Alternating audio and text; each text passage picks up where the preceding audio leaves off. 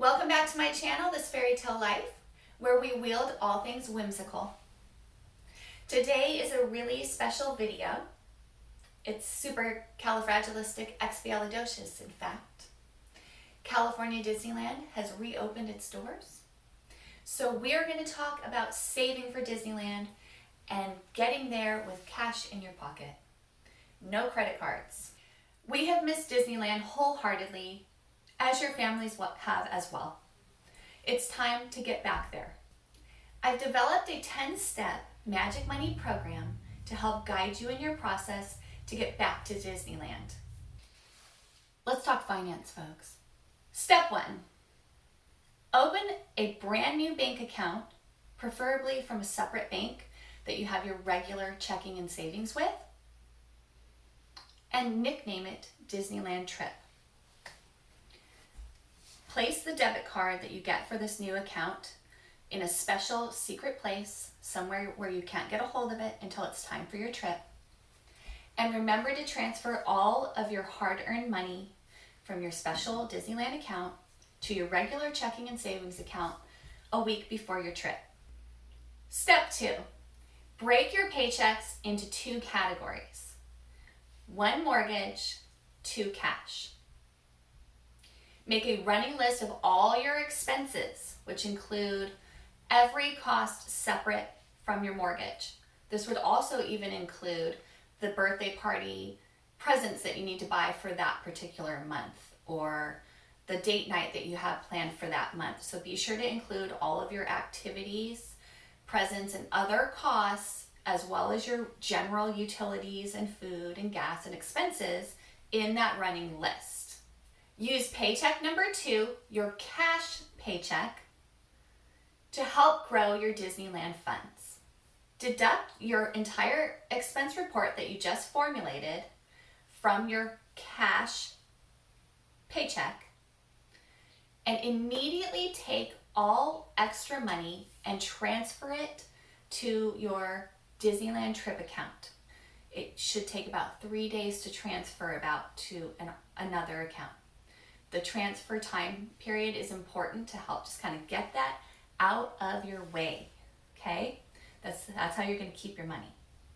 Now, if you're going to be transferring and being really rigid and transferring a lot of money, it's really important that you keep a daily check on your online checking account to make sure you're not forgetting something. So, oh, I forgot to pay this bill. Oh, I have a utility coming up.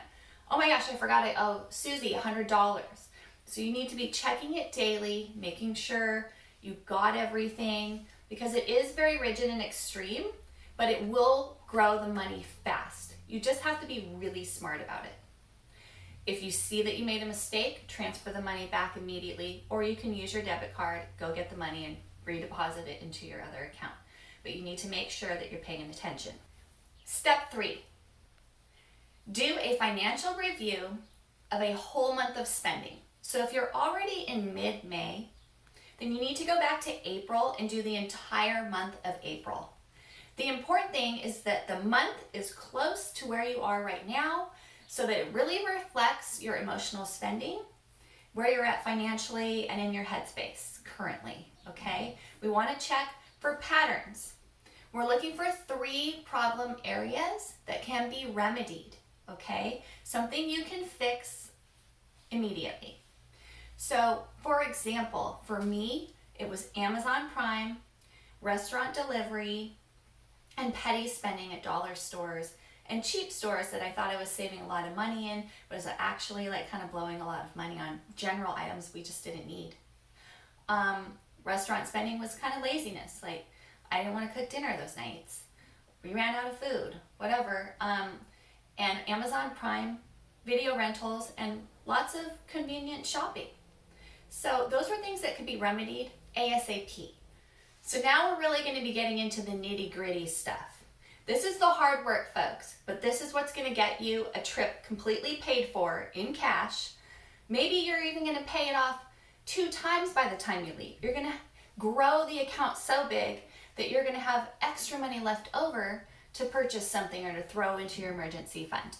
On that note, Please do not plan a trip to Disneyland if you don't have an emergency fund of at least $1,500. Please make sure that you're not pushing your family into a crisis area. This is meant for people that have a little money set aside and still can pay for a trip. If you need advice on extreme trips and extreme ways to get to Disneyland on a dime, I can definitely do a video on that, or DM me and I can give you some advice. Step 4.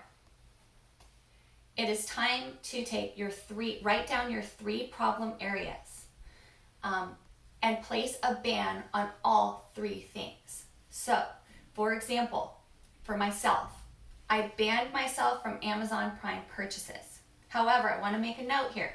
Later, we're going to be going over a Disney list of all things that you could save money on if you didn't buy them in the park and you pre-buy them before your trip. We're going to be doing, this is a series video. I'll be doing a video on actual park spending, purchasing, things like that. This is all about saving the money to get there for now. So at this moment, Amazon Prime is on a ban. However, I'm going to have a running list of things I need to get from Disneyland to save beaucoup bucks. And what I plan on doing is at that point, I will purchase them on my Amazon Prime and then stop again. So banning myself from that. I'm not going to be ordering food in. I'm not going to be going to restaurants. So I have a ban on restaurants. And I'm also going to ban myself from going into CVS Pharmacy, because every time I do, I spend $90. I'm going to ban myself from going to the 99-cent store, the Dollar Tree, and Walmart. I use Walmart pickup for my groceries, and I save so much money. I just pull up, they drop the groceries in my trunk, and I leave. And while I'm purchasing in the app, I make sure not to add underwear and kids' shoes and that straw hat that looks really cute. And wow, that kitty thing's looking really fun for a kitty toy. I stay away from those kinds of purchases. I purchase the groceries, the necessities, and I get out. I also do videos on stuff like that. So we'll talk about Walmart pickup later. So place a ban on 3 things. Step 5, let yourself fall down the rabbit hole. Your focus now is getting to Disneyland. Make your trip a one-trip wonder. Your focus is now getting to Wonderland. Step number 6, book all of your accommodations and your Disneyland tickets ahead of time. The early mouse gets the cheese. Step number 7, try to reduce your food budget by 25 to 50%. I know we're getting extreme here, but this is how you can really start getting a hold of money that you didn't think was there. Let's say you spent $300 for 2 weeks of groceries. Okay, let's shave that down to $150. We can do that by eliminating a lot of processed foods, packaged snacks, desserts. There's lots of ways to cut that down. Just trim it down to I need a protein, a starch, and fruits and vegetables to get through my day. Once you've reduced your grocery budget, get a hold of that money immediately. So that's the problem. If you leave it in the bank account, it's just going to get scooped up into something else. So technically, you just saved yourself $150 if you were at $300. So you need to take that $150 immediately and either use it to buy the things that you need for Disneyland that you're going to save beaucoup bucks on with a pre-order, or send it immediately over to your Disneyland trip account.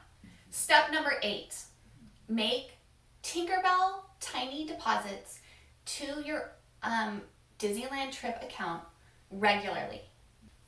I have found that most of the time people think they should only be making large deposits to their vacation account. Well, it's just not true. It doesn't cost you anything to transfer your money over there.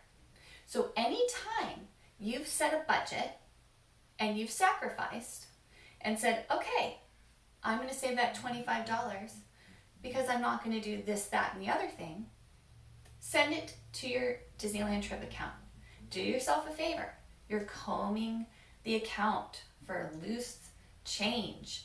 Take it and get it out of your way. That is how you're going to get to your end goal.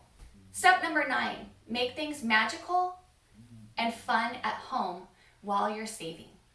So if you eliminated all the fun snacks, it's time to make the snacks at home. Snack balls, batches of cookies, make heart-shaped pizzas from scratch, have a really fun taco bar, just go wild with it. Do a breakfast restaurant with your kid. Have them serve the food, have them make some of the food. Pretend it's a restaurant, they take your order. Have fun with it. This is your chance to kind of push your boundaries. I want you to try really hard to stretch your dollar. You're gonna have to work a little bit harder, but it's a great sacrifice for what the payoff is gonna be. Skip the lattes and the bad habits. Remember, you can do a lot of DIY projects with materials you have around the house.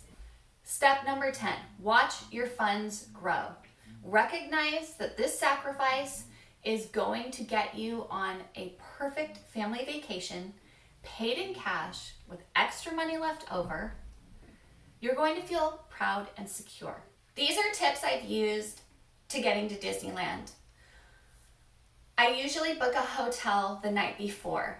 It saves me from traffic stress, hotel check-in woes prior to getting to Disneyland, and parking fees. Granted, I have to pay for my hotel parking, but my car is parked where it's going to be for a couple days.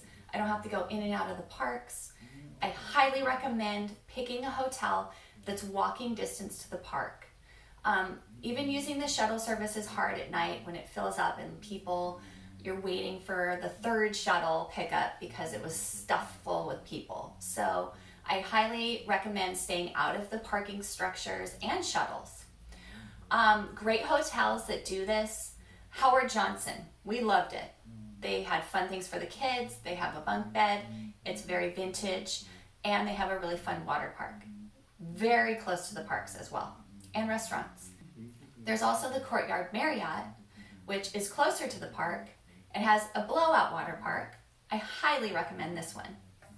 And you have the Disneyland hotels, which have all sorts of amenities.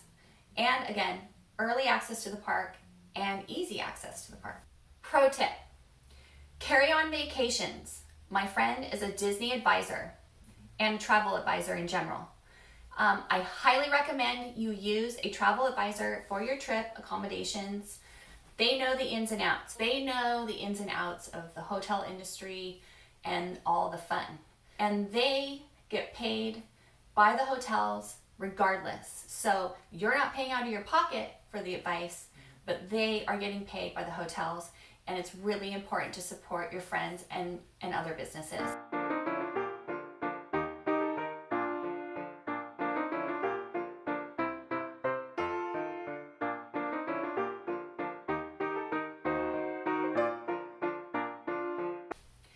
I hope my Magical Money program helps you save for your once upon a dream trip. I know it's rigid and it's challenging, but I also know I've paid in full cash for a Disneyland trip that was very extravagant in the past using this method. I know it works. I've used it multiple times in my life. These habits can change the way that you do things. They can change the way that you deal with your money and the way that you see your money and the way that you see yourself. Be sure to watch my next video, which will be going over Disneyland tips and tricks within the parks, necessities for the parks, and all of that. Follow me on Instagram. Be sure to subscribe here and like these videos. And if you want to see more, follow along. There are links in the comments to everything I've mentioned in the video and things that are coming up in the future. Thanks for watching this video. Farewell, friends.